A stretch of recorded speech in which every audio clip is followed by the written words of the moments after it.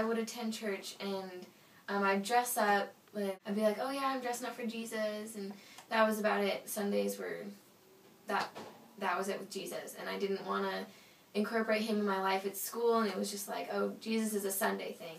Yeah. And I just didn't see the point of bringing him into my regular life, because my regular life was all about my friends and my family. And even at home, like, we'd do Christian things, like we'd have Bible studies sometimes at home, and it was just easier to leave it at home. At these Young Life camps, you meet so many people who have had more hurt than, well, everyone's had a lot of hurt in their lives, but these people who've hurt and seen what God can change, that God can change them, and the fun that we incorporated with it, and realizing that God is part of our everyday life. I was able to see that God is with me at all times, not just at church, and he's around me, like even now as I'm speaking to you, and at school he's able to be with me and my friends. In my life, I was asked to become a Young Life leader, student leader, and then I was able to come to New Hope, and just the community here was amazing. And then being a leader with Shoreline Young Life was an amazing experience. I was able to tell people about Young Life, what it was, tell people about Christ at school, and tell them, like, hey, we're going to hang out Monday night. You want to come? Sure.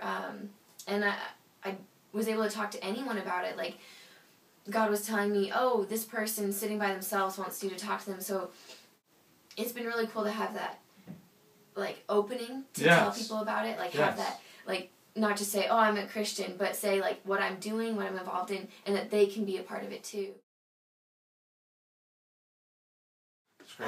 So I had a friend last year, and I was going through a really hard time too.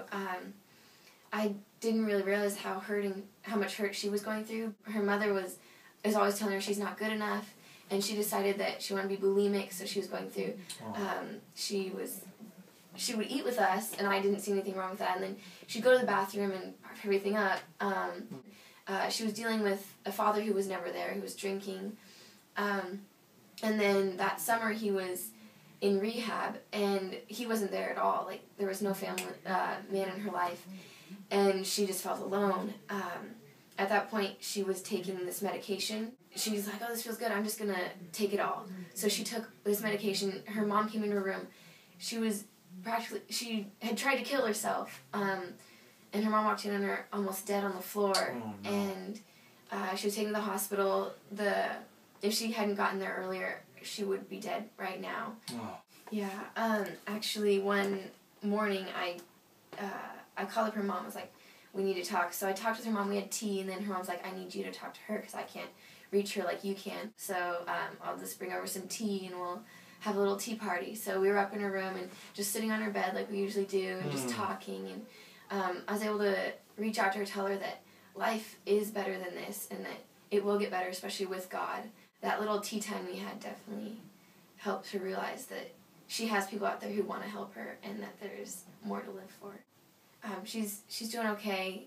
She's in a youth group now. She's a leader in her youth group, and she's doing a lot better. Do you ever just stand back and are amazed that God would use you to help, save someone's life, essentially? Yeah, being able to be there for her and show her what, provide the example of Christ's love on earth for her. Like, sometimes God, he's always there, but it's not apparent to someone. So being able to tell them how God really does love them, and how he did save her life. Like, she's a living example of how God wanted her to be alive, and it just shows that God wants everyone to have that second chance or that life, and seeing that love for her, I know that he wants to provide that love for everyone here. Yeah. I know that if you feel like there's no more to go, like if you feel like you can't walk anymore with whatever you're doing, like if you've had someone die or you feel like you want to kill yourself, and you have to know that there's more to life than that, and there's something to look forward to. Like, this life is,